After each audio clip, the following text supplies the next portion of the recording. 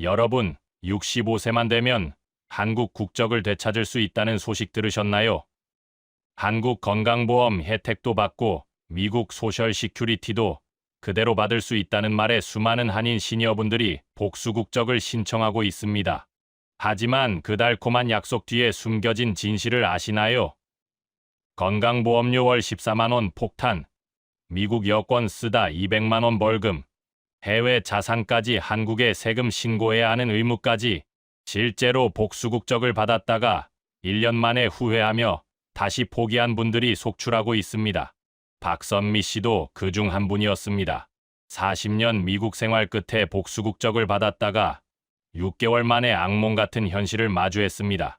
끝까지 보시면 여러분이 복수 국적을 신청해야 할 사람인지, 절대 하면 안 되는 사람인지 명확히 알게 되실 겁니다. 이 영상이 도움이 되셨다면 구독과 좋아요, 알림 설정 부탁드립니다. 여러분의 소중한 댓글 하나하나가 큰 힘이 됩니다. LA 코리아타운 한 한식당 주방에서 40년을 보낸 박선미 씨. 새벽 5시에 출근해서 밤 10시에 퇴근하는 삶이었습니다. 뜨거운 물 앞에서 김치찌개를 끓이고 갈비를 굽고 된장국을 끓이며 세월을 보냈습니다. 손은 화상 자국투성이었고 허리는 해마다 조금씩 더 굽어갔습니다. 그렇게 버텨온 시간이 어느덧 40년이었습니다. 68세가 된 박선미 씨는 은퇴를 결심했습니다. 더 이상 뜨거운 주방에서 하루 15시간을 버틸 체력이 남아있지 않았습니다. 은퇴 후 계획을 세우던 중 교회 친구에게서 반가운 소식을 들었습니다. 65세가 넘으면 한국 국적을 다시 받을 수 있다는 거였습니다.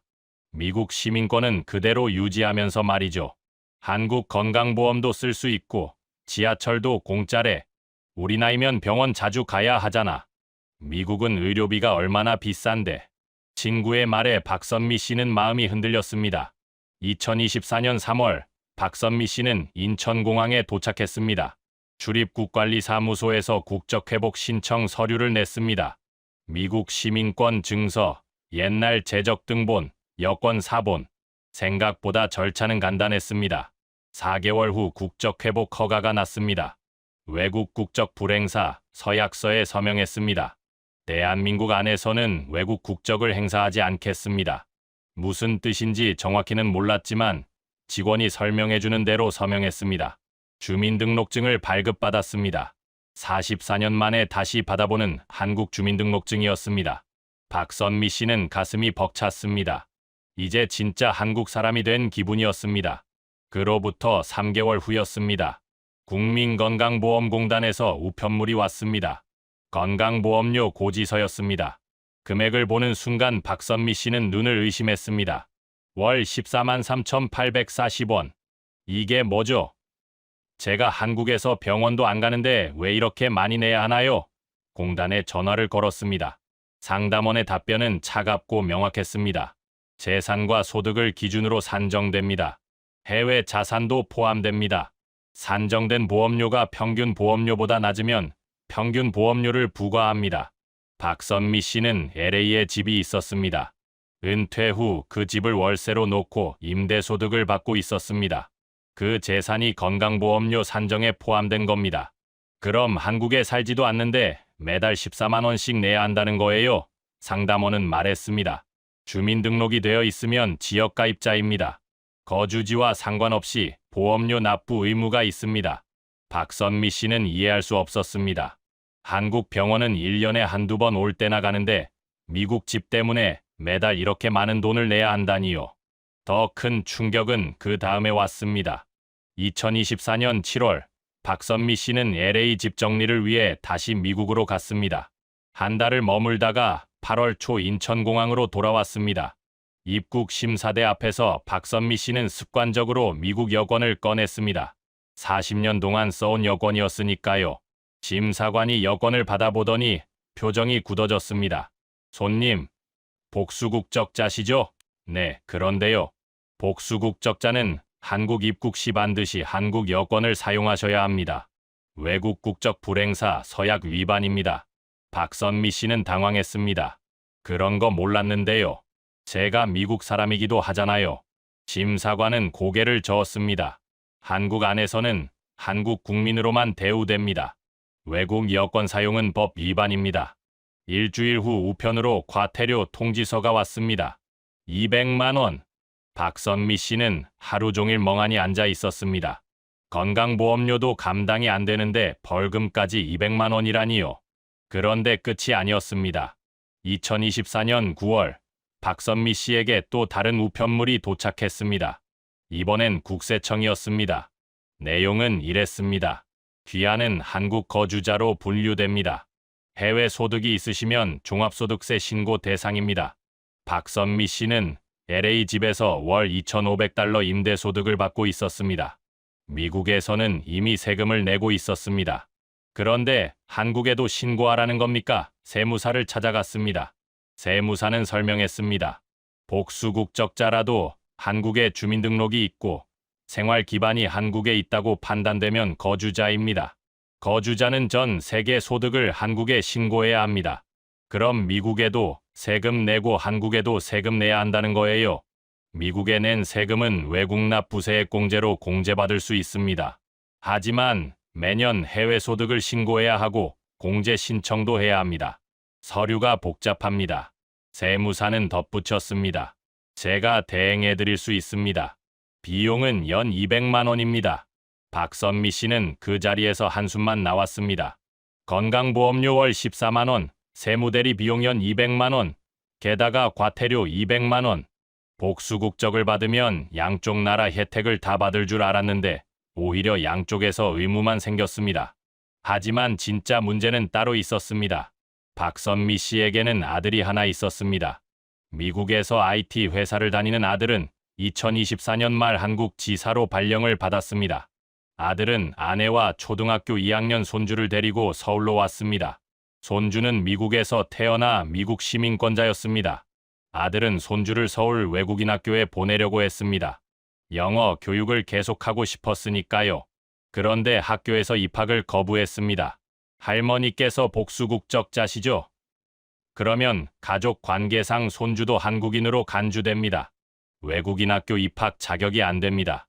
아들은 화가 났습니다. 우리 아들은 미국 시민권자예요. 미국에서 태어났고요. 할머니 국적이 왜 상관이에요? 학교 측은 규정이라고만 했습니다. 아들은 어머니에게 전화했습니다. 엄마, 복수국적 때문에 우리 아들이 외국인 학교도 못 간대요. 이거 뭐예요? 박선미 씨는 말문이 막혔습니다. 자기 선택이 손주에게까지 영향을 미칠 줄은 꿈에도 몰랐습니다. 2025년 2월, 박선미 씨는 출입국관리사무소를 다시 찾았습니다. 이번엔 국적이탈 신청을 하기 위해서였습니다. 복수국적을 받은 지 불과 1년 만이었습니다. 직원이 물었습니다. 왜 이탈하시려고요? 박선미 씨는 조용히 답했습니다. 제 상황에는 맞지 않았어요. 건강보험료, 세금 신고 의무, 외국 여권 사용 제한, 손주 교육 문제, 예상했던 혜택은 하나도 못 받고 예상 못한 의무만 산더미처럼 생겼습니다. 박선미 씨는 깨달았습니다. 복수국적이 모든 사람에게 좋은 건 아니라는 거요. 복수국적이 득이 되는 사람들이 있었습니다. 한국에 완전히 정착해서 살 계획인 사람, 해외 자산이나 소득이 거의 없는 사람, 한국 의료 혜택을 자주 이용할 사람, 이런 분들에게는 복수국적이 실제로 도움이 됩니다. 하지만 박선미 씨처럼 미국에 집과 자산이 있는 사람, 양쪽 나라를 오가며 살 계획인 사람, 해외 소득이 있는 사람, 손주 교육 계획이 있는 사람, 이런 경우에는 복수국적이 오히려 독이 될 수 있었습니다. 박선미 씨는 국적이탈 신청서에 서명했습니다. 1년 동안 낸 건강보험료만 170만 원이 넘었습니다. 과태료 200만 원, 세무사 비용 200만 원, 총 570만 원을 날렸습니다. 비싼 수업료였습니다. 하지만 더 늦기 전에 깨달은 게 다행이었습니다. 그렇다면 복수국적 제도의 실체는 무엇일까요? 먼저 65세 이상 복수국적 제도를 정확히 이해해야 합니다. 2011년부터 만 65세 이상 재외동포는 국적회복 허가를 통해 복수국적을 취득할 수 있습니다. 외국 국적을 포기하지 않고 외국 국적 불행사 서약만 하면 됩니다. 하지만 이 서약이 핵심입니다. 한국 안에서는 외국인 지위가 인정되지 않습니다. 한국 여권만 사용해야 하고 외국인 등록도 할 수 없습니다. 위반 시 과태료가 부과되거나 국적을 상실할 수도 있습니다. 건강보험료는 주민등록 완성일부터 자동 가입됩니다. 소득과 재산으로 산정되는데 해외 자산도 포함됩니다. 산정된 보험료가 평균 보험료보다 낮으면 평균 보험료인 월 14만 원 정도가 부과됩니다. 세금 문제도 중요합니다. 한국 거주자로 판정되면 전 세계 소득을 한국에 신고해야 합니다. 미국 임대소득, 이자소득, 연금소득 모두 해당됩니다. 외국 납부 세액공제를 받을 수 있지만 매년 복잡한 신고 절차를 거쳐야 합니다. 그렇다면 신청 전 무엇을 확인해야 할까요? 첫째, 향후 5년 이상 한국에서 살 계획인가요? 둘째, 해외 부동산이나 금융자산이 많지 않은가요? 셋째, 해외 소득이 없거나 적은가요? 넷째, 한국 의료 혜택을 자주 이용할 계획인가요? 다섯째, 자녀나 손주의 외국인 학교 입학 계획이 없나요? 이 5가지 질문에 모두 예라고 답할 수 있다면 복수 국적이 도움이 될 수 있습니다. 여러분, 오늘 박선미 씨의 이야기가 무겁게 느껴지셨나요? 하지만 이것이 바로 현실입니다. 복수 국적은 분명 좋은 제도입니다. 하지만 모든 사람에게 맞는 건 아닙니다.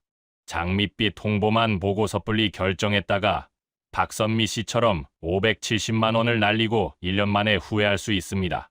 중요한 건 본인의 상황을 정확히 파악하는 겁니다.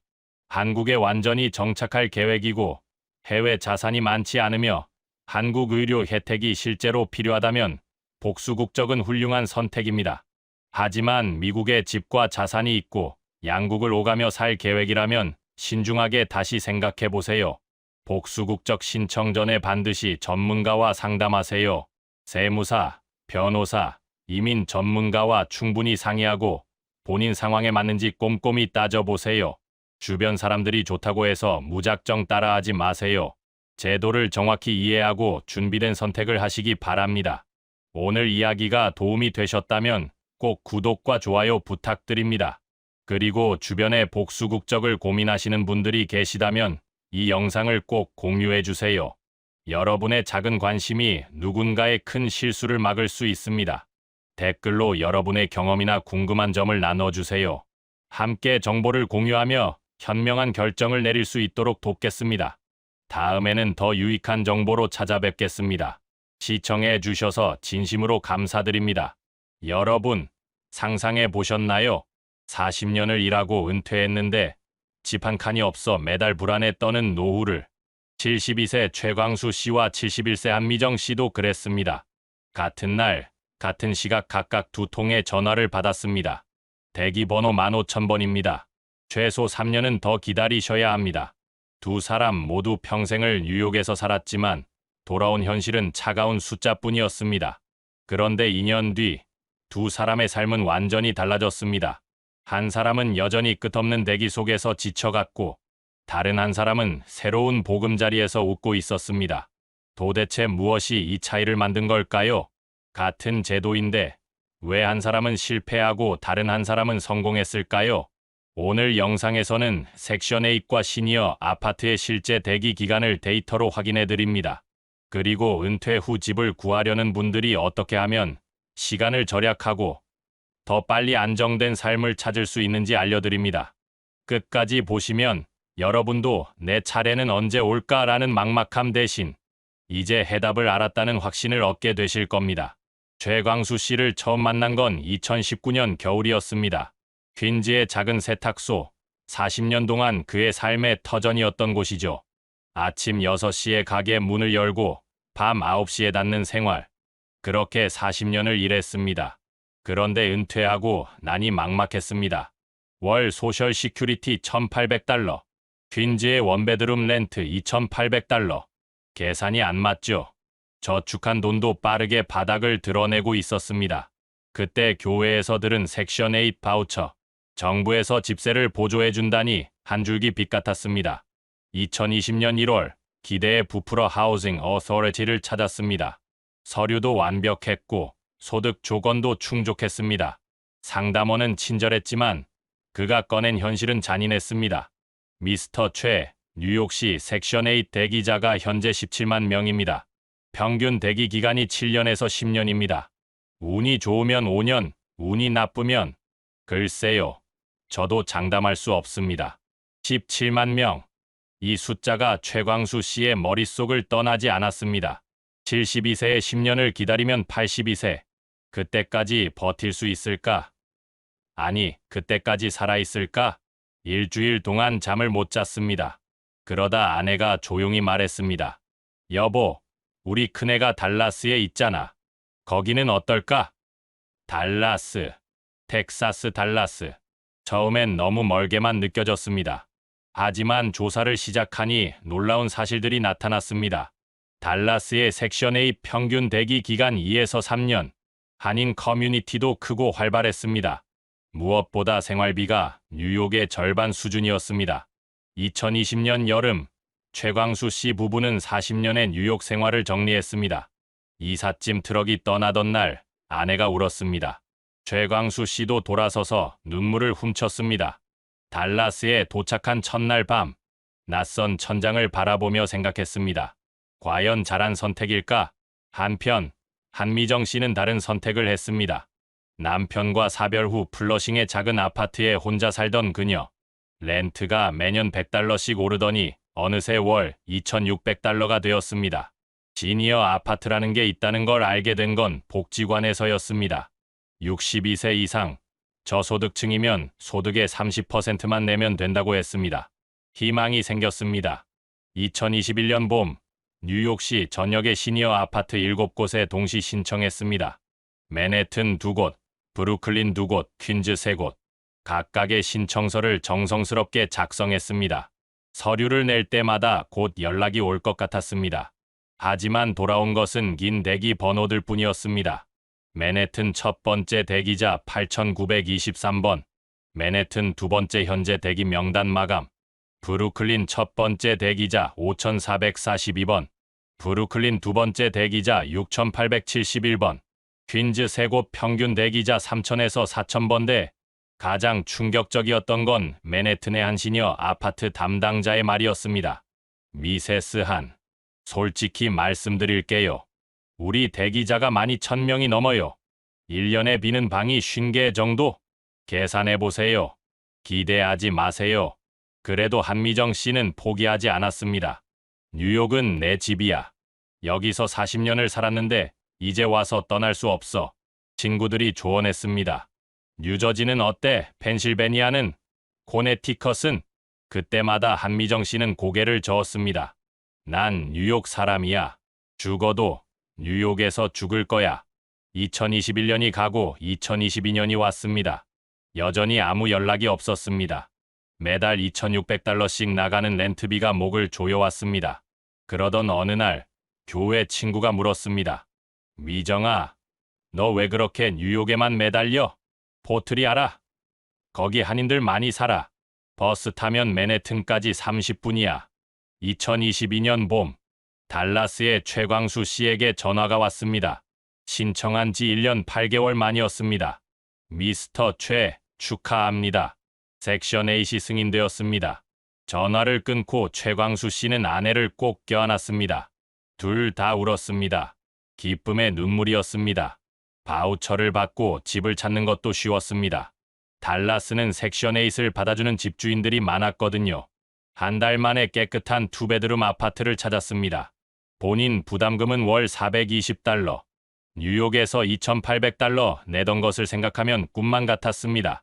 같은 시기, 뉴욕의 한미정 씨. 여전히 대기 중이었습니다. 저축은 바닥났고 딸에게 손을 벌려야 했습니다. 자존심이 상했지만 어쩔 수 없었습니다. 그때 교회 친구의 말이 계속 맴돌았습니다. 포트리, 버스로 30분. 결국 2022년 여름, 한미정 씨는 뉴저지 버겐 카운티의 시니어 아파트 3곳에 추가 신청했습니다. 반은 기대, 반은 체념이었습니다. 그런데 놀라운 일이 일어났습니다. 2023년 가을, 신청한 지 14개월 만에 전화가 왔습니다. 미세스 한, 축하드립니다. 입주 가능한 유닛이 나왔습니다. 다음 주에 오셔서 계약하시면 됩니다.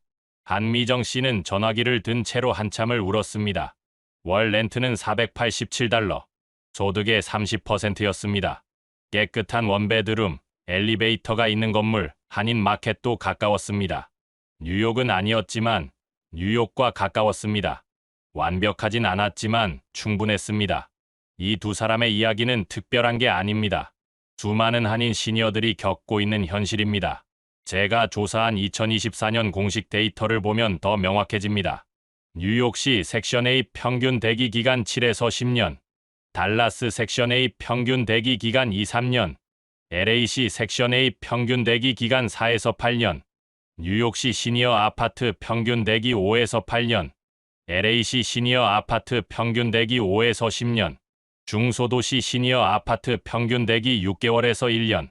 같은 미국 안에서 이렇게 차이가 납니다. 더 충격적인 건 이겁니다. 맨해튼의 시니어 아파트는 2019년부터 대기 명단 자체를 닫았습니다. 너무 많은 사람이 기다려서 더 이상 신청도 안 받는다는 거죠. LA도 상황이 비슷합니다. 한인타운 근처 시니어 아파트 대기자가 8,000명을 넘었습니다. 매년 비는 방은 100개 남짓. 80년을 기다려야 한다는 계산이 나옵니다. 반면 텍사스 플레이노, 조지아 덜루스, 노스캐롤라이나 캐리 같은 곳은 1~2년이면 충분합니다. 한인 커뮤니티도 있고 생활 인프라도 괜찮습니다. 그런데 왜 다들 대도시만 고집할까요? 익숙함 때문입니다. 40년 살던 곳을 떠나는 건 쉽지 않으니까요. 하지만 최광수 씨는 이렇게 말했습니다. 익숙함보다 중요한 게 있어요. 바로 존엄성입니다. 남에게 손 벌리지 않고 살 수 있는 것. 그게 진짜 행복이에요. 한미정 씨도 비슷한 말을 했습니다. 뉴욕을 완전히 떠나진 못했지만 조금 벗어나니 숨통이 트였어요. 왜 진작 이러지 못했나 싶어요. 여러분, 이 이야기에서 무엇을 보셨나요? 첫째, 정보의 힘입니다. 최광수 씨는 각 지역의 대기 기간을 철저히 조사했습니다. 그 정보가 그의 2년을 8년으로 바꿔놓았습니다. 둘째, 유연성의 중요성입니다. 한미정 씨가 처음부터 근교까지 고려했다면 2년을 허비하지 않았을 겁니다. 셋째, 타이밍입니다. 은퇴하고 나서 신청하면 늦습니다. 50대 후반부터 미리 대기 명단에 이름을 올려놓아야 합니다. 그리고 가장 중요한 것, 자존심보다 현실을 직시하는 용기입니다. 우리 세대는 자식들에게 짐이 되기 싫어합니다. 그래서 정부 지원받는 것도 꺼려합니다. 하지만 이건 자격이 있는 사람이 받는 정당한 권리입니다. 평생 세금 내고 이 나라에 기여한 대가입니다. 부끄러워할 이유가 없습니다. 제가 만난 한 어르신이 이런 말씀을 하셨습니다. 젊어서는 이 나라를 위해 일했잖아요. 이제는 이 나라가 우리를 돌봐줄 차례 아닌가요? 맞는 말입니다. 2024년 겨울, 달라스의 최광수 씨는 이제 완전히 정착했습니다. 한인 시니어 센터에서 탁구도 치고 주말엔 교회에서 봉사도 합니다. 손자들이 놀러오면 떳떳하게 용돈도 줍니다. 섹션 8 덕분에 절약한 돈으로 작은 여유가 생겼거든요. 뉴저지의 한미정 씨도 새로운 삶을 삽니다. 일주일에 2번 맨해튼에 나가 친구들을 만납니다. 버스비, 왕복 $8. 충분히 감당할 만합니다. 무엇보다 두 사람 모두 잠을 편히 잡니다. 다음 달 렌트 걱정을 하지 않아도 되니까요. 여러분도 할 수 있습니다. 지금 바로 검색창을 여세요. Housing Authority라고 치세요. 오늘 신청서를 내세요. 1년 아니면 2년 아니면 3년 후 언젠가는 연락이 올 겁니다. 그때 여러분은 생각하실 거예요. 그때 신청하길 정말 잘했다고. 이것이 바로 우리가 살아가는 방법입니다. 포기하지 않고 적응하고 새로운 길을 찾아가는 것. 오늘도 어딘가에서 누군가는 기다리고 있습니다. 10년을 기다릴 곳에서 말이죠. 하지만 여러분은 다를 수 있습니다. 정보를 얻었으니까요. 이제 행동만 하면 됩니다. 그리고 꼭 기억하세요. 늦었다고 생각할 때가 가장 빠른 때라는 것을. 이것이 바로 은퇴 후 진짜 이야기입니다. 오늘 이야기가 도움이 되셨다면 구독과 좋아요, 알람 설정 부탁드리고 지인분들께 많이 공유해 주세요. 시청해 주셔서 감사합니다. 저 사람들 외국서 살다 왔나 봐? 뭔가 좀 다른데? 수십 년 만에 고향으로 돌아와 편히 살 줄 알았는데 왜인지 모르게 사람들 눈에는 미국에서 살다 온 티가 난다고 합니다. 아무리 숨기려 해도 숨겨지지 않는 그 무언가가 있다는데요. 한국으로 은퇴해 돌아온 시니어들, 도대체 어디서 그 티가 나는 걸까요? 그리고 그 말 속에는 어떤 시선과 의미가 숨어 있는 걸까요? 오늘은 35년 만에 한국으로 돌아온 이정훈 씨의 실제 이야기를 통해 그 답을 찾아보겠습니다. 2023년 3월 인천공항 입국장. 70세 이정훈 씨는 아내 박영숙 씨와 함께 무거운 캐리어를 끌며 게이트를 나왔습니다. 35년 만에 완전 귀국이었습니다. 여보, 드디어 집에 왔네. 이제 정말 한국에서 살 수 있는 거야. 영숙 씨도 눈시울이 붉어지며 말했습니다. 그러게요.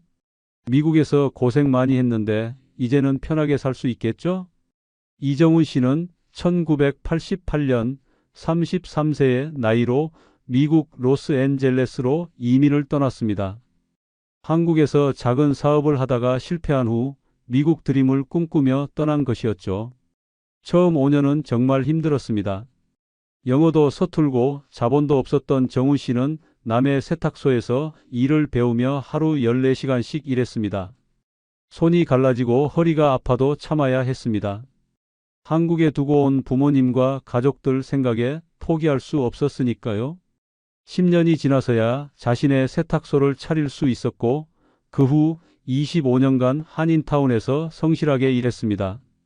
두 아들을 대학까지 보냈고 작은 집도 마련했습니다. 미국에서의 삶은 결코 쉽지 않았지만 나름대로 성공적이었다고 할 수 있었죠. 그런데 나이가 들면서 향수병이 심해졌습니다. 특히 코로나 팬데믹을 거치면서 고향에 대한 그리움은 더욱 커졌습니다. 정훈 씨는 아내와 의논 끝에 한국으로의 영구 귀국을 결정했습니다. 미국 집을 정리하고 세탁소도 매각했습니다. 그 돈으로 서울 노원구에 작은 아파트를 마련했습니다. 이제 진짜 한국 사람으로 돌아가는 거야. 김치찌개도 실컷 먹고 친구들도 만나고 등산도 다니고 얼마나 좋아? 귀국 후 일주일이 지났을 무렵 정훈 씨는 동네 대형마트에 장을 보러 갔습니다. 과일 코너에서 사과를 고르고 있는데 옆에 있던 아주머니가 말을 걸었습니다. 어머, 사과는 이렇게 골라야 해요. 외국에서 오셨나 봐요? 정훈 씨는 당황했습니다. 아니, 제가 뭘 잘못했나요? 아주머니가 웃으며 말했습니다. 사과를 하나하나 봉지에 담으시는 거 보니까요. 여기는 한 봉지에 담긴 걸 사는 게 더 싸요. 외국은 개별로 사잖아요. 정훈 씨는 그제야 자신이 미국 마트에서 하던 대로 사과를 하나씩 골라 담고 있었다는 걸 깨달았습니다. 계산대에서도 비슷한 일이 일어났습니다. 카드를 건네면서 무의식적으로 서명할 펜을 찾았습니다. 계산원이 의아한 표정으로 말했습니다. 손님, 그냥 카드 꽂으시고 비밀번호 누르시면 돼요. 서명은 안 해도 됩니다. 정훈 씨는 얼굴이 빨개졌습니다. 맞아, 한국은 서명 안 하지. 35년 동안 미국에서 카드 쓸 때마다 서명했던 습관이 나도 모르게 나온 거였어. 집으로 돌아와 아내에게 하소연했습니다. 나도 모르게 미국 습관이 나와서 사람들이 다 외국에서 왔냐고 물어봐. 부끄럽기도 하고 답답하기도 하고. 영숙 씨도 비슷한 경험이 있었습니다. 아파트 경비실에 택배 찾으러 갔다가 실수했어요. 고맙습니다. 대신 땡큐라고 했더니 경비 아저씨가 영어 잘하신다고 하시더라고요. 시간이 지날수록 정훈 씨 부부는 더 많은 차이를 발견했습니다. 병원 예약을 하려고 전화했을 때의 일입니다. 정훈 씨는 무의식적으로 말했습니다. 네, 어포인트먼트. 아니, 예약하고 싶은데요.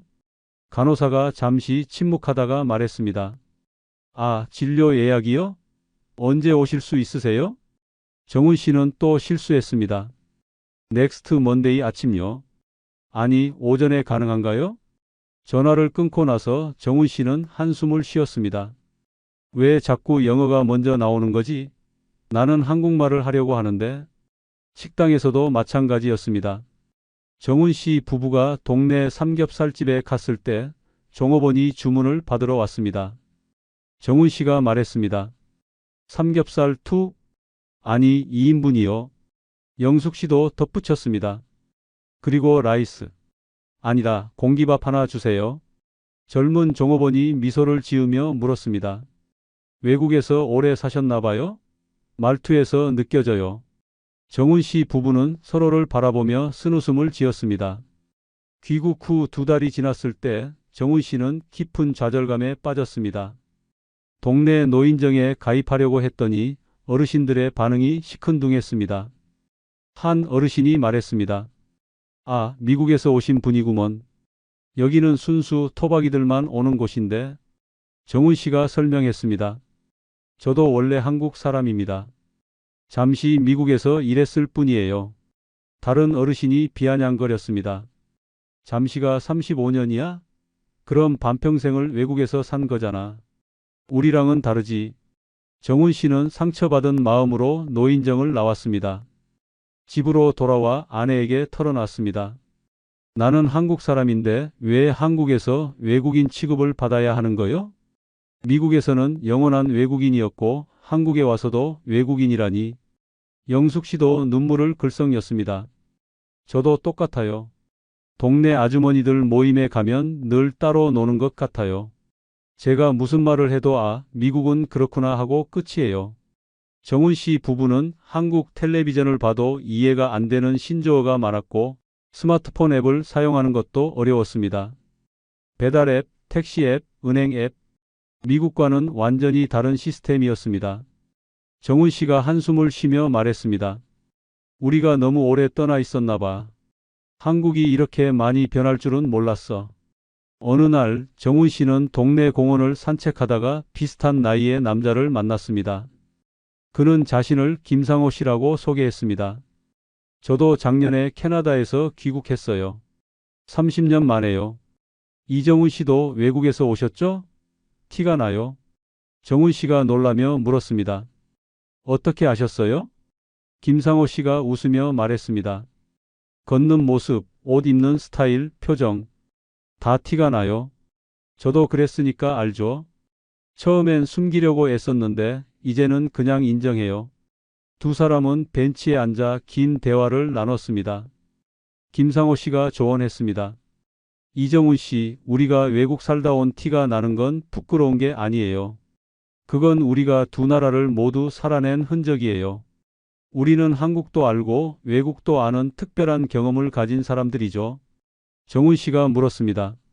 하지만 사람들이 이상하게 봐요. 늘 외국 사람 취급하고. 김상호 씨가 답했습니다.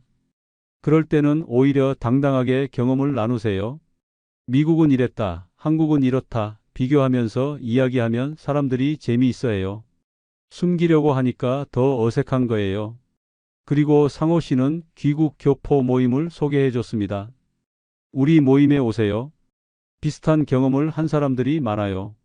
서로 정보도 나누고 한국 적응하는 방법도 배우고 있어요. 귀국 교포 모임에 참석한 정훈 씨는 많은 것을 배웠습니다. 독일에서 돌아온 최영희 씨가 말했습니다. 저는 아예 포기했어요. 한국 사람인 척하지 않고 그냥 독일 살다 온 한국 사람이라고 당당하게 말해요. 그러니까 오히려 사람들이 궁금해하고 친해지려고 하더라고요. 일본에서 귀국한 박민수 씨도 거들었습니다. 맞아요. 우리의 경험이 오히려 장점이 될 수 있어요. 저는 일본어 과외도 하고 일본 생활 상담도 해주면서 용돈도 벌고 있어요. 정훈 씨는 점차 생각을 바꾸기 시작했습니다. 그래, 숨기려고 하지 말고 당당하게 살자. 내가 35년간 미국에서 산 것도 내 인생의 일부인데. 모임에서는 실용적인 조언도 많이 나왔습니다. 첫째, 한국 시스템에 적응하려면 주민센터나 구청에서 제공하는 귀국자 프로그램을 활용하세요. 스마트폰 교육, 인터넷 뱅킹 교육 등이 있습니다. 둘째, 병원이나 은행 갈 때는 처음부터 외국에서 살다 왔다고 말하세요. 그러면 직원들이 더 친절하게 설명해 줍니다. 셋째, 한국식 예절이 헷갈리면 물어보세요. 부끄러워하지 말고 모르는 건 모른다고 하면 사람들이 이해합니다. 넷째, 외국 경험을 자산으로 활용하세요.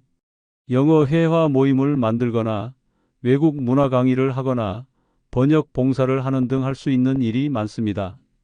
6개월이 지난 후 정훈 씨의 삶은 많이 달라졌습니다. 이제 그는 동네 마트에서 당당하게 말합니다. 저 미국에서 살다 왔는데 한국 마트가 훨씬 좋네요.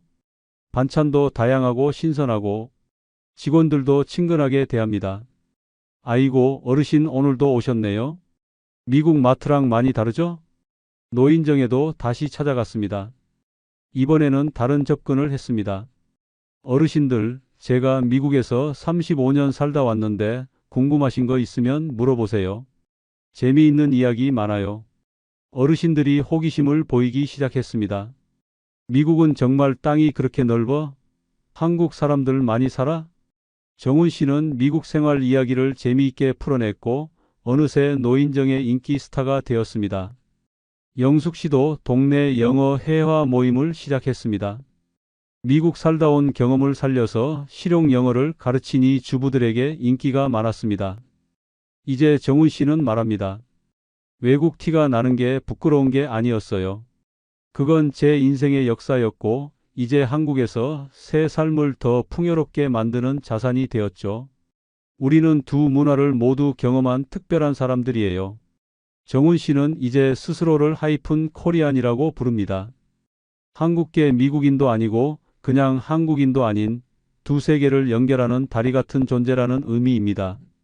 사랑하는 교포 어르신 여러분, 한국에 돌아오셨다면 숨기려 하지 말고 경험을 나누세요. 우리가 가진 독특한 경험과 시각이 한국 사회를 더 풍요롭게 만들 수 있습니다. 그리고 기억하세요. 티가 나는 건 흠이 아니라 훈장입니다. 두 나라에서 열심히 살아온 우리 인생의 증거니까요. 마지막으로 정훈 씨가 귀국 준비하는 분들께 드리는 조언입니다. 한국은 빠르게 변했지만 여전히 정이 많은 나라예요. 처음엔 어색하고 힘들지만 마음을 열고 다가가면 모두 따뜻하게 받아줍니다. 두려워하지 마시고 당당하게 돌아오세요. 이것이 바로 은퇴 후 진짜 이야기입니다. 시청해 주셔서 감사합니다. 미국 사는 아들이 가족 초청으로 저를 모셨습니다. 근데요, 그게 제일 큰 실수였어요. 서울에서 평생을 살아온 73세 이명순 씨. 남편은 2년 전 세상을 떠났고 그날 이후 그녀는 혼자였습니다. 쓸쓸한 저녁 밥상 앞에서 늘 사진 속 남편에게 말을 걸곤 했죠. 그런 그녀에게 미국에 사는 큰아들 내외가 연락해 옵니다. 엄마, 이제 우리랑 같이 살아요. 혼자 계시기엔 너무 외롭잖아요. 그 따뜻한 말에 눈물이 났고 한편으론 다행이라는 생각도 들었습니다. 아, 그래. 이젠 자식 곁에서 편히 살아야지. 그렇게 처음이자 마지막이라는 각오로 미국 땅을 밟은 날, 이명순 씨는 몰랐습니다. 진짜 낯설고 외로운 또 다른 인생이 그곳에서 기다리고 있었단 걸. 말도 안 통하고 문화도 다르고 무엇보다 자식과의 정서적 거리가 이토록 멀 수 있다는 걸 그녀는 미처 몰랐습니다. 자식이 있는 곳이 곧 집일까요? 아니면 마음이 있는 곳이 진짜 집일까요? 이 영상의 마지막엔 이민간 자녀와 함께 살며 겪는 실제 현실과 후회, 그리고 우리가 꼭 알아야 할 세 가지 중요한 조언이 담겨 있습니다. 은퇴 후 해외에서의 삶을 고민 중이라면 지금 이 이야기를 절대 놓치지 마세요. 이명순 씨, 73세, 서울 성북구의 오래된 연립주택에서 40년 넘게 살아온 전직 초등학교 교사입니다. 남편과 함께 교직에 몸담았고 정년퇴직 후엔 남편과 단출하게 노후를 준비했죠. 하지만 2년 전 오랜 투병 끝에 남편이 세상을 떠나고 집안엔 정적만이 남았습니다. 아침엔 찬밥을 데워 먹고 오후엔 옆 동네 공원을 천천히 산책하며 시간을 보내고 밤이면 남편 영정 앞에 앉아 혼잣말을 속삭이며 하루를 마무리하는 일상.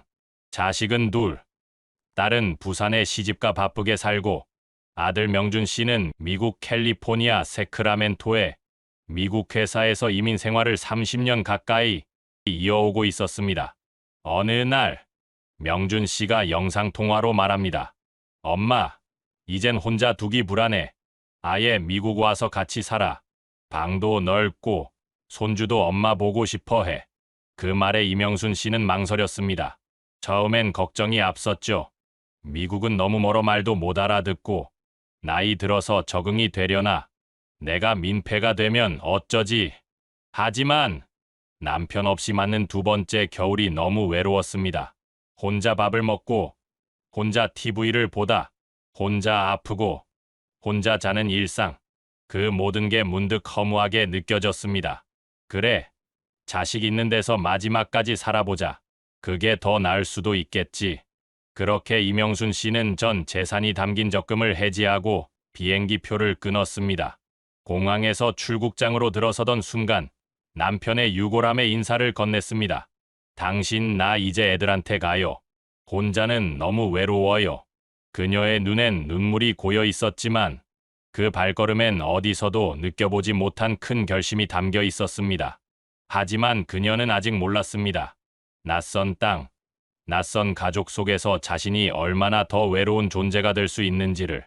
비행기 문이 열리고 LA 공항에 밝고 낯선 햇살이 그녀를 감쌌습니다. 30시간 가까운 비행의 피로 속에서 이명순 씨는 아들의 얼굴을 찾았죠. 엄마, 멀리서 반가운 듯 손을 흔드는 아들의 모습. 그 순간만큼은 가슴이 벅찼습니다. 하지만 차에 타자마자 이질감은 시작됐습니다. 하이, 그랜마. 그랜마, 유고나 라이크 이 티어. 초등학생쯤 되어 보이는 손주들이 환하게 웃으며 말을 건넸지만 그 말이 하나도 들리지 않았습니다. 뭐라니? 얘들아 할머니야. 그녀가 손을 내밀었지만 아이들은 머쓱하게 웃고 돌아섰습니다. 며느리는 어머님. 애들이 한국말을 잘 못해서요. 그냥 듣는 정도라서. 짧게 말하고는 아이들에게 다시 영어로 이야기했습니다. 집에 도착하니 단정하고 넓은 2층 주택이 눈에 들어왔습니다. 하지만 그 따뜻한 집 안에서 이명순 씨는 점점 자신이 투명한 사람이 되어가는 걸 느꼈습니다. 아침 식사라며 내어준 건 우유와 시리얼. 엄마, 여기선 이렇게 먹어요. 뜨끈한 국물도, 김치도 없는 아침에 그녀는 젓가락이 아닌 숟가락을 들고 물처럼 흐르는 우유를 바라보다 한참을 멈춰 있었습니다. 점심은 냉동 피자를 데워줬고 저녁은 햄버거와 감자튀김. 밥 없어? 무심코 내뱉은 질문에 손주는 장난스레 웃으며 말했죠. 그랜마, 노 라이스. 그 웃음이 왠지 모르게 서운하게 다가왔습니다. TV를 틀면 온통 영어 채널뿐. 뉴스도, 드라마도, 예능도 모두 외국말로 빠르게 쏟아지는데 그녀는 자막도 없이 그저 화면만 멍하니 바라볼 뿐이었습니다. 식탁에서도 거실에서도 온통 영어로만 대화가 오갔고 그 속에 그녀의 자리는 점점 사라져갔습니다. 말이 안 통하니 속마음도 전해지지 않았고 이야기를 나누고 싶어도 엄마, 나중에요. 잠깐만요라는 말만 돌아왔습니다. 딸은 카톡으로 엄마 괜찮아? 라고 물었고 이명순 씨는 손 떨리는 손가락으로 응, 잘 지내 짧은 대답을 보냈습니다. 하지만 그 문자 뒤에 쓸쓸함이 묻어 있었습니다. 거실 창밖으로 아침마다 스쿨버스 타는 손주들을 멀리서 지켜보며 그녀는 속으로 중얼거렸습니다. 내가 왜 여기로 온 걸까? 며칠 후 조용히 차를 마시던 어느 오후였습니다. 아들이 먼저 나서지 못하고 눈치를 보다가 며느리가 조심스럽게 말을 꺼냈습니다. 어머니, 저희 둘 다 출근해야 해서요. 혹시 낮에 혼자 계실 수 있으세요? 그 말에 이명순 씨는 고개를 끄덕였지만 마음 한켠이 스르르 무너져 내렸습니다. 그럼 나는 하루 종일 혼자인 거네. 다음 날 아침, 출근하는 가족을 배웅하고 문이 닫히는 소리에 온 집이 쿵 하고 조용해졌습니다. TV를 켜봐도 외계어처럼 들리는 영어 방송. 인터넷도 익숙하지 않아 손도 못 대겠고 거실 창문 앞에 앉아 정원만 하염없이 바라보는 날들이 이어졌습니다. 부엌에선 사용법도 모르는 오븐과 전자레인지, 밥솥도 없고 쌀도 보이지 않았습니다. 점심이 되어도 먹을 게 마땅치 않아 식빵 한 조각에 물을 마셨고 그것마저도 이 집에서 괜히 꺼내 먹는 건 아닐까 눈치를 보게 되었습니다. 그러다 동네라도 한 바퀴 돌아볼까 싶어 신발을 신고 나섰지만 집 앞부터 낯선 간판, 낯선 얼굴들, 그리고 온통 영어로만 적힌 표지판. 슈퍼마켓에 들어갔다가 카트를 끌던 외국인과 어깨가 스쳤고 그가 뭐라고 말을 했지만 당황한 나머지 그냥 소리만 반복하다 급히 나와버렸습니다. 길을 걷다 집을 못 찾을까봐 멀리 가지도 못했습니다. 그날 저녁, 손주는 숙제를 하고 아들은 컴퓨터 앞에서 일하고 며느리는 이어폰을 낀 채 휴대폰만 쳐다보고 있었습니다. 그녀는 조용히 방으로 들어가 불도 켜지 않은 채 앉아 있다가 휴대폰을 들었습니다. 카톡엔 딸이 보낸 메시지가 도착해 있었습니다. 엄마, 오늘 어땠어요? 그녀는 한참을 망설이다가 단 한 줄만 보냈습니다. 괜찮아. 잘 지내. 하지만 휴대폰을 내려놓고 그녀는 조용히 이불을 덮고 눈을 감았습니다. 그리고 처음으로 이곳에 온 걸 후회했습니다. 내가 왜 여기로 온 걸까? 차라리 혼자라도 내 집에서 살 걸. 해가 지는 창밖을 바라보며 그녀는 속으로 중얼거렸습니다. 오늘도 언제 해가 지나갈까? 하루가 왜 이렇게 길지? 그날도 평범한 하루였습니다. 며느리는 퇴근하자마자 부엌으로 들어갔고 이명순 씨는 아이들 저녁을 챙기려 냉장고에서 남은 음식을 꺼내 살짝 데워놨습니다. 평소 아이들이 잘 먹는다던 치킨 너겟, 전자레인지 사용법도 익숙지 않았지만 최대한 조심히 데웠습니다. 그러나 아이들이 그 음식을 반쯤 먹고 남기자 며느리의 표정이 굳어졌습니다. 엄마, 이건 애들 간식으로 챙겨놓은 건데 왜 그냥 데우셨어요? 말투는 차분했지만 표정과 분위기는 분명 불쾌함을 담고 있었습니다. 이명순 씨는 얼어붙은 듯 말이 막혔고 입술을 달싹이며 말했습니다. 아이들이 좋아해서 그냥 그게. 며느리는 한숨을 쉬더니 설거지를 시작했고 그 소리만 유난히 크게 느껴졌습니다. 그 순간 이명순 씨의 눈에 눈물이 고이기 시작했습니다. 내가 여기서 뭘 하고 있는 걸까? 작게 중얼거리던 그 말은 곧 울음으로 터졌습니다. 나는 여기서 아무것도 아닌 사람이야. 말도 안 통하지, 음식도 모르지, 심지어 애들 간식 하나도 맘대로 못해. 그동안 꾹꾹 눌러왔던 외로움과 소외감이 주방 한가운데서 쏟아졌습니다. 아들은 깜짝 놀라 나왔고 손주들도 무슨 일인지 몰라 멍하니 바라보았습니다. 며느리는 어쩔 줄 몰라 당황한 채 어머니, 그런 뜻이 아니었어요라며 수습하려 했지만 이미 이명순 씨의 마음은 다친 뒤였습니다. 그날 밤, 방 안에 혼자 앉은 그녀는 베개에 얼굴을 묻고 소리 죽여 울었습니다. 난 왜 여기까지 와서 이런 눈치를 보며 살아야 하지? 그리고 휴대폰을 꺼내 처음으로 대한항공 한국행이라는 단어를 검색창에 쳐보았습니다. 비행기 가격, 일정, 경유지, 모든 게 낯설었지만 그녀의 손끝은 떨리며 화면을 넘겼습니다. 눈물이 고인 눈으로 화면을 바라보며 그녀는 속으로 다짐했습니다. 다시 돌아가야겠다. 내가 숨 쉴 수 있는 곳으로. 그녀의 마음속에 돌아갈 결심이 아주 작게, 하지만 분명하게 자리 잡기 시작한 밤이었습니다. 며칠 동안 이명순 씨는 방 안에서 거의 나오지 않았습니다. 식사 시간에도 조용히, 말없이, 눈도 마주치지 않은 채 밥을 먹었습니다. 아들은 그런 어머니의 변화를 느꼈지만 일에 지쳐 조금 지나면 괜찮겠지 하고 넘겼고 며느리도 조심스럽게 거리를 두었습니다. 그녀는 밤마다 남편 영정사진을 휴대폰으로 꺼내보며 작게 중얼거렸습니다. 여보, 나 왜 이렇게 됐을까? 당신 떠난 뒤로 나 정말 혼자구나. 그러던 어느 날 아침, 이명순 씨는 결심한 듯 작은 여행용 가방을 꺼냈습니다. 아들이 깜짝 놀라 물었습니다. 엄마, 이게 뭐예요? 그녀는 조용히 웃으며 말했습니다. 나 이제 가야겠다. 우리 아들. 이 나이에 나를 다시 배워가면서까지 살 필요는 없잖니.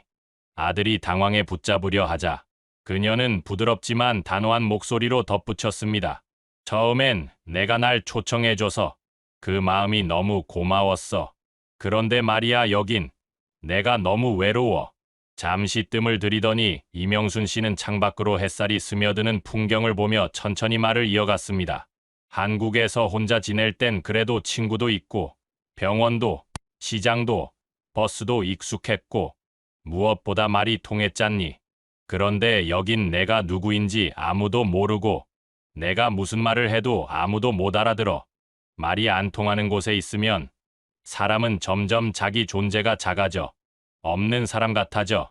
그 말에 아들은 처음으로 어머니의 진심을 마주하게 되었습니다. 엄마, 미안해요. 저희가 너무 무심했어요.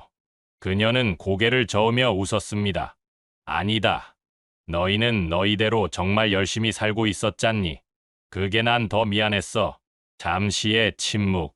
그리고 그날 밤, 그녀는 아들 집을 나와 공항으로 향했습니다. 비행기 창밖으로 펼쳐진 낯선 도시의 불빛을 바라보며 그녀는 작게 중얼거렸습니다. 이제 내 자리로 돌아가는 거야. 그 얼굴엔 외로움도 아쉬움도 있었지만 그보다 더 큰 건 자기 삶을 다시 선택했다는 작은 평온과 자부심이었습니다. 귀국 당일, 손주는 공항에서 어색한 웃음으로 말했습니다. 바이 할머니. 그 말 한마디에 마음이 찢어질 듯 아팠지만 이명순 씨는 애써 눈물을 삼켰습니다. 비행기에 앉아 창밖을 바라보던 그 순간 그녀는 스스로에게 되뇌었습니다. 이건 도망이 아니야. 내가 다시 나다운 삶을 찾아가는 거야. 그리고 도착한 인천공항. 얼마나 반가웠던지 공항 안내방송에서 들리는 한국어조차 그녀의 마음을 따뜻하게 감싸주었습니다. 한 달 후, 서울의 오래된 동네 골목. 그녀는 예전 단골 미용실 앞에서 이웃과 인사를 나눴고 복지관 노래교실에 다시 나가기 시작했습니다. 여보, 나 돌아왔어요. 당신 없이도 나 괜찮게 살고 있어요. 남편 영정 앞에 앉아 그렇게 속삭이던 날, 그녀는 처음으로 환하게 웃었습니다. 이젠 누군가와 말이 통하고, 시장에서는 익숙한 손길로 반찬거리를 고르고, 동네 친구들과 점심 먹으며 함께 늙어가는 이야기를 나눕니다. 그녀는 말합니다. 그때 알았어요. 나이가 들어 가장 필요한 건 언어도 음식도 아닌 내가 익숙한 삶이라는 걸. 그리고 마지막으로 이렇게 덧붙이죠. 누군가에게는 그게 미국일 수 있고 누군가에게는 한국일 수 있어요. 하지만 중요한 건 내가 어디서 편안한가를 스스로 묻고 스스로 선택하는 겁니다. 해외에 사는 자녀가 같이 살자고 손 내밀어줄 때 그 마음만큼은 고맙고 든든하게 느껴집니다. 하지만 실제로 떠나기 전 꼭 한 번은 현실적인 부분들을 점검해 보셔야 합니다. 첫째, 언어 장벽입니다. 아무리 가족이라도 대화가 안 되면 마음도 다치게 됩니다. 마트 하나 가는데도 두려움이 앞서고 병원이나 약국도 혼자선 이용하기 어렵습니다. 소통이 어렵다는 건 단순한 불편함을 넘어서 일상 속 고립으로 이어질 수 있습니다. 둘째, 생활 패턴과 문화의 차이입니다. 식사 시간, 음식 종류, TV 프로그램, 소음에 대한 기준, 심지어는 세탁기 돌리는 시간까지 다릅니다. 병원 예약부터 보험 처리 방식까지도 모두 생소하고 낯설 수밖에 없죠. 새로운 환경에 적응하는 건 젊은 사람에게도 쉽지 않은 일입니다. 셋째, 정서적 거리감입니다. 가족이라도 오랜 시간 다른 문화에서 살아온 사람은 서로 이해하는 방식이 달라집니다. 특히 아들 며느리 손주와의 관계에서는 의도치 않은 상처를 주고받기도 합니다. 내가 짐이 되나 하는 생각이 드는 순간 외로움은 더 깊어집니다. 따라서 자녀의 초청을 받을 땐 단기 체류부터 시작해보는 것도 좋은 방법입니다. 체험형 방문으로 12개월 먼저 생활해본 뒤 정말 괜찮을지 스스로 느껴보는 것이 중요합니다. 또한 귀국을 고려한 대비책도 미리 세워두는 것이 좋습니다. 자식 따라간 미국 생활. 남들 눈엔 좋아 보였겠지만 내겐 가장 외로운 1년이었습니다. 낯선 언어, 낯선 문화, 그리고 익숙하지 않은 가족의 일상 속에서 이명순 씨는 점점 작아졌습니다. 하지만 그녀는 도망치듯 돌아온 것이 아닙니다. 나답게 살 수 있는 곳을 스스로 선택한 것입니다. 지금 그녀는 서울의 오래된 골목길을 걷고 동네 복지관에서 친구들과 노래를 부르고 마트에서 익숙한 말로 장을 보며 일상이라는 안도 속에 살아가고 있습니다. 이 영상이 누군가에겐 선택의 기준이 될 수 있기를 바랍니다. 오늘 이야기가 좋으셨다면 구독과 좋아요, 알람 설정 잊지 마시고 지인들께 널리 공유해 주세요. 여러분의 소중한 댓글 하나가 정말 큰 힘이 됩니다. 시청해 주셔서 진심으로 감사드립니다. 내가 일부러 그런 게 아닌데 설명할 수 없는 게 더 괴롭구나. 은퇴하고 나면 조용한 곳에서 여유롭게 살고 싶다. 깨끗하고 안전한 동네로 이사가서 평화롭게 노후를 보내고 싶다. 많은 분들이 이런 꿈을 꾸시죠. 그런데 과연 조용하고 깨끗한 동네가 정말 행복한 노후를 보장해 줄까요? 오늘은 뉴저지에서 일어난 실제 이야기를 들려드리려고 합니다. 68세의 한인 시니어가 렌트비를 아끼려고 백인들만 사는 교회 아파트로 이사 갔다가 겪은 충격적인 경험. 그리고 그가 깨달은 노후 인생의 진짜 비밀까지. 지금부터 그 이야기를 시작하겠습니다. 2023년 10월 뉴저지 포트리 한인타운. 김종수 씨는 작은 원베드룸 아파트에서 월세 통지서를 받아들었습니다. 또 올랐네? 이번엔 $150나? 68세의 나이에 은퇴한 지 3년. 한 달에 받는 소셜 시큐리티는 $1,400가 전부였습니다. 월세가 $1,200까지 올라버리면 생활비로 쓸 돈이 $200밖에 남지 않습니다. 김종수 씨는 한숨을 쉬며 컴퓨터를 켰습니다. 아파트 렌트 사이트를 뒤지기 시작했죠. 여기는 어떨까? 뉴저지 북쪽 교외, 월세 $850. 사진을 보니 아파트가 깨끗했습니다. 주변 환경도 조용해 보였고 무엇보다 월세가 $350나 저렴했습니다. 일단 가서 보자.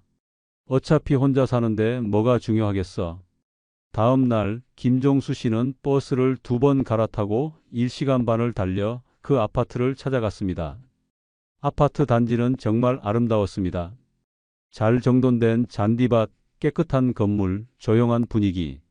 관리인 제임스 씨가 친절하게 안내했습니다. 여기는 정말 조용하고 안전한 곳이에요. 주민들도 다 좋은 분들이고요. 김종수 씨는 마음이 끌렸습니다.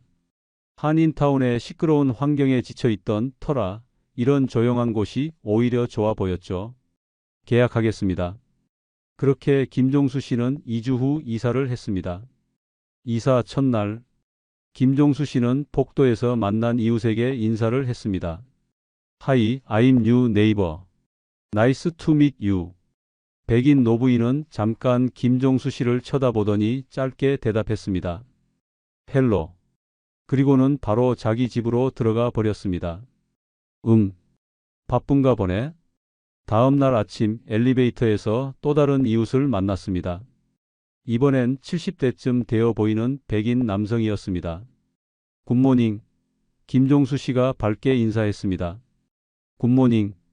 남자는 시선을 피하며 대답했습니다.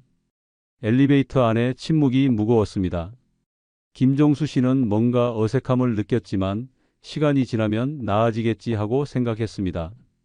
일주일이 지났습니다. 김종수 씨는 매일 복도나 엘리베이터에서 이웃들을 만났지만 대화는 전혀 이어지지 않았습니다. Very nice weather today. 김종수 씨가 먼저 말을 걸어봤습니다. Yes? 그게 끝이었습니다. 저녁이 되면 김종수 씨는 혼자 TV를 보며 라면을 끓여 먹었습니다. 한인타운에 있을 때는 적어도 슈퍼에서, 세탁소에서, 식당에서 한국말로 수다를 떨 수 있었는데 여기서는 하루 종일 말 한마디 제대로 나눌 사람이 없었습니다. 이사한 지 2주째 되던 날, 김종수 씨는 문 앞에 놓인 노란 봉투를 발견했습니다. 관리사무소에서 온 경고장이었습니다. 영어로 빽빽하게 적힌 내용을 겨우 읽어보니 쓰레기 분리수거 규정 위반이라는 것이었습니다. 김종수 씨는 당황했습니다. 분명 쓰레기를 버렸는데 뭐가 문제란 말인가? 관리사무소를 찾아갔습니다. 제임스 씨가 심각한 표정으로 말했습니다. 미스터 김, 재활용품과 일반 쓰레기를 섞어서 버리셨어요. 그리고 음식물 쓰레기는 따로 봉투에 담아야 하는데 그냥 버리셨고요. I am sorry. I didn't know. 김종수 씨는 더듬더듬 사과했습니다. 한인타운에서는 그냥 봉투에 담아버리면 됐는데 여기는 규정이 복잡했습니다. 여기 규정 안내문이에요. 다음부터는 꼭 지켜주세요. 한 번 더 위반하면 벌금이 부과됩니다. 김종수 씨는 영어로 된 두꺼운 안내문을 받아들었습니다. 집에 와서 사전을 찾아가며 읽어봤지만 전문 용어가 많아 이해하기 어려웠습니다. 다음 날 김종수 씨는 조심스럽게 쓰레기를 분리했습니다. 플라스틱은 플라스틱대로, 종이는 종이대로, 캔은 캔대로. 그런데 며칠 후 또 경고장이 왔습니다. 이번엔 뭐지? 피자 박스를 재활용품에 넣었는데 기름이 묻은 피자 박스는 일반 쓰레기로 버려야 한다는 것이었습니다. 이렇게 복잡한 줄 몰랐는데 한 달이 지났습니다. 김종수 씨는 완전히 고립되어 있었습니다. 어느 토요일 오후 1층 커뮤니티 룸에서 웃음소리가 들렸습니다. 내려가 보니 주민들이 모여 파티를 하고 있었습니다. 김종수 씨가 문을 열고 들어가자 순간 조용해졌습니다. 모든 시선이 그에게 쏠렸죠. 하이 에브리원. 김종수 씨가 어색하게 인사했습니다. 한 백인 여성이 다가와 말했습니다. 이건 우리 북클럽 모임이에요. 초대받은 분만 참석할 수 있어요. I am sorry. 김종수 씨는 황급히 방을 나왔습니다. 얼굴이 화끈거렸습니다. 나는 여기서 완전히 이방인이구나. 세탁실에서도 문제가 생겼습니다. 어느 날 세탁을 마치고 나오는데 한 이웃이 화난 표정으로 다가왔습니다. You didn't clean the lint filter. What? 드라이어의 먼지 필터를 청소하지 않았다는 것이었습니다.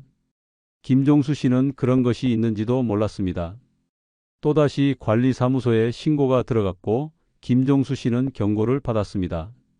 이제 김종수 씨는 세탁실 가는 것도 복도를 지나는 것도 두려워졌습니다.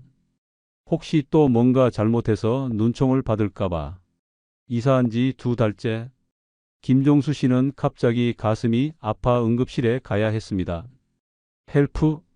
체스트 페인. 간호사가 빠르게 영어로 물었습니다.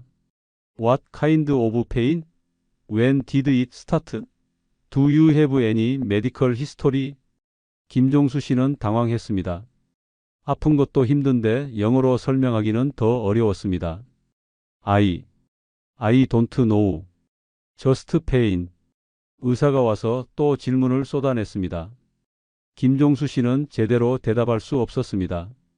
검사를 받고 4시간을 기다린 끝에 결과를 들었습니다. 다행히 심장마비는 아니고 스트레스성 통증이라는 것이었습니다. 집에 돌아온 김종수 씨는 침대에 누워 천장을 바라봤습니다. 한인타운 병원에서는 한국말로 자세히 설명할 수 있었는데 여기서는 아파도 제대로 말도 못하는구나. 약국에서도 마찬가지였습니다. 약사가 복용법을 설명했지만 김종수 씨는 절반도 이해하지 못했습니다. Take one pill 2 times a day with food. Do not take with alcohol. Yes, yes. 김종수 씨는 알아듣지 못하면서도 고개를 끄덕였습니다. 집에 와서 구글 번역기로 약 설명서를 번역해 봤지만 의학 용어가 많아 정확히 이해하기 어려웠습니다. 이렇게 약을 먹어도 되는 건가? 겨울이 왔습니다. 김종수 씨는 하루 종일 집에만 있었습니다. 아침에 일어나 혼자 커피를 마시고 한국 TV 프로그램을 보고 점심에 라면을 끓여 먹고 또 TV를 보다가 잠들기를 반복했습니다. 한인 슈퍼마켓은 버스로 2시간 거리. 일주일에 한 번 가서 장을 보는 것이 유일한 외출이었습니다. 어느 날 한인 슈퍼마켓에서 우연히 옛 이웃을 만났습니다. 어머, 김종수 씨 아니세요? 요즘 어떻게 지내세요? 김종수 씨는 갑자기 눈물이 날 것 같았습니다. 2달 만에 처음으로 편하게 한국말로 대화를 나누는 것이었으니까요. 아이고, 잘 지내죠 뭐. 거짓말을 했습니다. 얼굴이 많이 수척해지셨네요. 거기 생활은 어떠세요? 좋아요. 조용하고 깨끗하고. 그래도 거기는 한국 사람이 없잖아요. 외롭지 않으세요? 김종수 씨는 대답하지 못했습니다. 크리스마스가 다가왔습니다. 아파트 복도마다 크리스마스 장식이 걸렸고 이웃들은 서로 선물을 주고받았습니다. 하지만 김종수 씨의 문 앞에는 아무것도 없었습니다. 크리스마스 이브, 김종수 씨는 혼자 김치찌개를 끓여 먹으며 한국 드라마를 봤습니다. 창밖으로 이웃집에서 들려오는 캐럴 소리와 웃음소리가 들렸습니다. 이렇게 외로운 크리스마스는 처음이네. 새해가 되었습니다. 어느 날 새벽 김종수 씨는 갑자기 어지러움을 느꼈습니다. 일어서려다 쓰러졌습니다. 헬프, 헬프. 간신히 911에 전화했지만 주소를 제대로 말하기 어려웠습니다. Where is your location? I live. 아파트먼트. 구급대원들이 도착하는데 30분이 걸렸습니다. 김종수 씨가 주소를 제대로 설명하지 못해서였죠. 병원에서 김종수 씨는 탈수와 영양실조 진단을 받았습니다. 제대로 먹지 못하고 혼자 지내다 보니 건강이 악화된 것이었습니다. 퇴원하던 날 간호사가 물었습니다. Do you have family or friends to take care of you? 김종수 씨는 고개를 저었습니다. No, nobody. 병원에서 돌아온 김종수 씨는 깊은 생각에 빠졌습니다. 만약 내가 집에서 쓰러져서 며칠 동안 발견되지 않는다면 여기서는 아무도 나를 찾아오지 않을 텐데. 그날 밤 김종수 씨는 결심했습니다. 다시 한인타운으로 돌아가야겠다. 돈이 문제가 아니야. 이렇게 살다가는 정말 큰일 나겠어. 김종수 씨는 관리사무소를 찾아가 계약 해지를 통보했습니다. 제임스 씨가 물었습니다. Is there any problem? No. Just. I need to move. 한인타운으로 돌아가는 날, 짐을 싸면서 김종수 씨는 지난 4개월을 돌아봤습니다. 깨끗한 환경, 저렴한 렌트비. 그게 전부가 아니었구나. 사람이 없으면 아무 의미가 없어. 다시 포트리 한인타운의 작은 아파트로 돌아왔습니다. 월세는 비쌌지만 김종수 씨의 마음은 평화로웠습니다. 이사 첫날 옆집 할머니가 문을 두드렸습니다. 김종수 씨, 돌아오셨네요. 어디 갔다 오셨어요? 얼굴이 많이 야위셨네. 이거 반찬 좀 가져왔어요. 김종수 씨는 눈물이 났습니다. 고맙습니다. 정말 고맙습니다. 다음 날 한인 시니어 센터에 나갔습니다. 아이고, 김종수 씨, 오랜만이네. 어디 있었어? 그냥 잠깐 교회로 이사 갔었어요. 다시 왔습니다. 잘했어. 우리 나이에는 한국 사람들끼리 있어야 해. 커피 한잔 하자고. 김종수 씨는 진심으로 웃었습니다. 4개월 만에 진짜 웃음이었습니다. 6개월 후, 김종수 씨는 시니어 센터에서 자신의 경험을 나누는 강연을 하게 되었습니다. 여러분, 제가 깨달은 게 있습니다. 노후에 가장 중요한 건 돈도 아니고 깨끗한 환경도 아닙니다. 바로 사람입니다. 내 말을 알아듣고 내 마음을 이해해주고 함께 웃고 울 수 있는 사람들. 그게 진짜 재산입니다. 아무리 좋은 집에 살아도 혼자라면 그건 감옥입니다. 반대로 작은 집이라도 정이 있는 이웃이 있다면 그곳이 천국입니다. 청중들이 고개를 끄덕였습니다. 한 할머니가 말했습니다. 맞아요. 우리 나이에는 특히 더 그래요. 아플 때 한국말로 위로해 줄 사람, 김치찌개 한 그릇 나눌 사람이 있어야 해요. 김종수 씨가 덧붙였습니다. 월세 $100 아끼려다 건강도 잃고 웃음도 잃을 뻔했어요. 이제는 알았습니다. 진짜 전략은 돈을 아끼는 게 아니라 행복을 지키는 거라는 걸. 노후 준비, 돈만 생각하시나요? 어디서 누구와 함께 살 것인지가 더 중요할 수 있습니다. 외로움은 노년의 가장 큰 적입니다. 고립은 건강까지 해칩니다. 여러분의 노후 정말 중요한 것이 무엇인지 다시 한번 생각해 보시기 바랍니다. 시청해 주셔서 감사합니다.